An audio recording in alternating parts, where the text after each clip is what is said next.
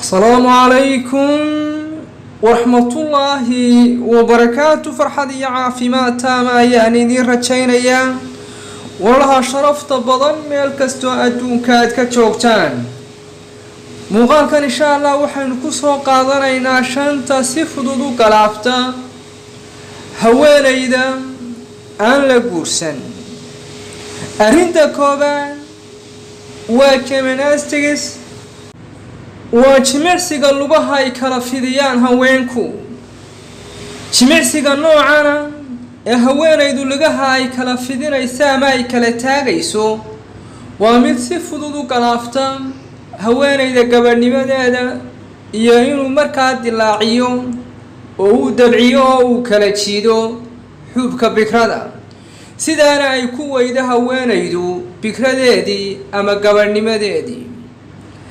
arrinta labaad ee kale iyaduna galaafata in haweenayda xilliga aanay guursan ay waayi karto xubka bikrada ama gabadhnimada ay waayi kartaa waxa weeyaan fuulista eryashada iyo inay rakuubsato fardaha oo fardaha ay fuusho ama farda fuulka ay taqaano haweenaydu.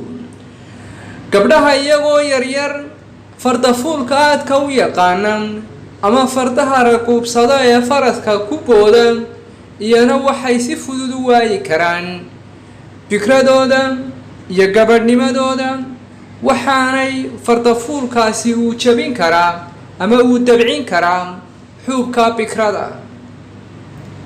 arrinta saddexaad waa gabdhaha iyaguna ku ciyaara ee ku laaxaysta baaskeelada ee ku kala dardamada ee ku socda safarada dhaadheer ee baaskeelada noloshooda ka dhigta ama xilli fara badan isticmaala inay markasta kaxaystaan oo ay fuulaan baaskeelada iyana waa mid si fudud u keeni karta inay dabciso dilaacisay jabiso xubka bikrada.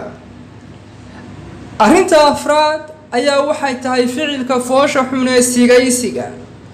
haweenaydu haddii ay tahay haweenay xilligii ay gabadha ahayd ee aan la guursan ay sigaysan jirtay iyana waxa ay ku keeni kartaa arrintaasi inay bikradeeda ay weyday jabiso. haddii ay xubinkeeda taranka farda gelin jirtay hadday shay kale gelin jirtay intuba waxa ay si fudud u jabin karaan way u dabcin karaan xubka bikrada. arrintaasina waa arrinta afraad ee si fudud ay ugu waayi karta haweenaydu xubkaas bikrada ama gabadhnimadeeda. arrinta shanaad ayaa waxa ay tahay galmo toos ay sii samayso guurka ka hor. hadday haweenaydu ay galmo sii samayso guurka ka hor waxay taasina ay si shaki la-aana ay u baabi'in kartaa oo ay meesha uga saari kartaa gebi ahaanba in xubka bikrada haweenaydu ay weydo gabadhnimadeeda ay weydo sidaana ay ku bikra jabto.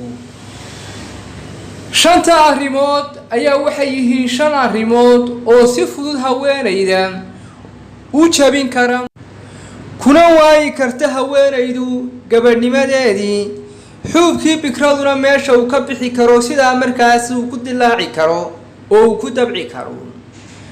haddaba waxaa inta badan dhacda gabdhuhu marka ay fardaha fuulaan ama marka ay baaskeelka kaxeeyaan ama jimicsiga lugaha ay kala fidinayaan marka ay sameeyaan inaanay mararka qaar wax dhiiga isku arag oo markaa gabadhii ay isku malayso inay weli ay tahay bikro oo hadhowta bikrada laga waayo.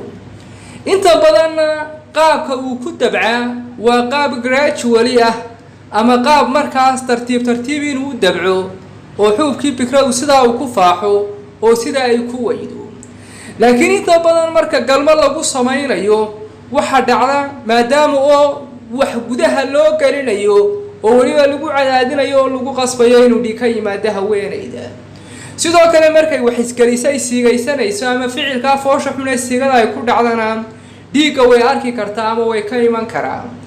intaas ayaan ku soo afmeerayaa farxad iyo caafimaad taama ayaan idin rajaynayaa. Assalaamu calaykum waraxmatullaahi wabarakaatuh.